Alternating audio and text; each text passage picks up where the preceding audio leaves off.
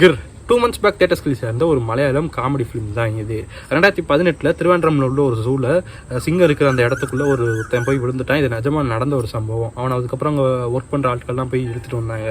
இந்த சம்பவத்தை அடிப்படையாக வச்சு தான் இந்த கதை எழுதப்பட்டிருக்கு.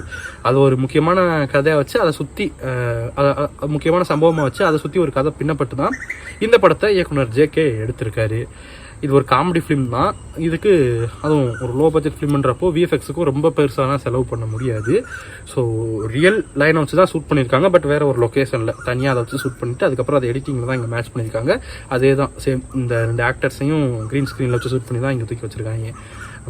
ரியல் லைனுங்கிறனால பல இடங்களில் லைன் வந்துட்டு போகிறப்போ அது ஒன்றும் இப்போ விஎஃப்எக்ஸில் பண்ணியிருந்தால் மொக்கையாக தெரிஞ்சிருக்கும். அந்த ஒரு விஷயம் இங்கே நடக்கலை.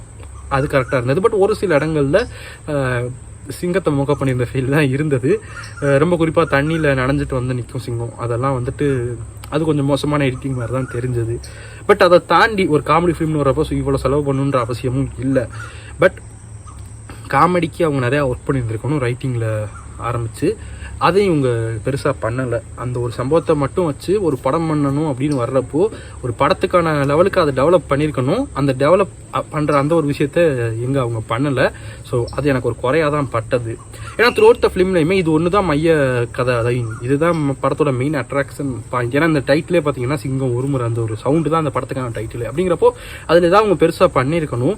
ஒன்றுமே இல்லாத மாதிரி தான் இருக்கும். ஆரம்பத்தில் ஹீரோ உள்ளே போயிடுறான், ஒன்று ஈஸியாகவே காப்பாற்றிடுறாங்க. இடையில ரொம்ப பெருசாலாம் காமெடி சீன்ஸ்னு பெருசாக எதுவும் வந்துடல. பட் கிளைமேக்ஸுக்கு அப்புறம் இங்கே படம் முடிஞ்சிடும். ஹீரோவை காப்பாற்றுறதோட கதை முடிஞ்சிடும் நாம் எதிர்பார்ப்போம். பட் அதுக்கப்புறம் சின்னதாக சில விஷயங்கள் பண்ணியிருக்காங்க. ஸோ இது எல்லாமே சொன்னது போல் இந்த ஒரு சம்பவத்தை மையமாக வச்சு ஒரு கதை பின்னப்பட்டிருக்கு. அது பெருசாக ஒர்க் ஆகலை. ஒரு ரொம்பவே ஆவரேஜான ஒரு காமெடி ஃபிலிம் தான். இன்ஃபேக்ட் காமெடின்னு இதில் பெருசாக இருக்கிற மாதிரி எனக்கும் தோணலை.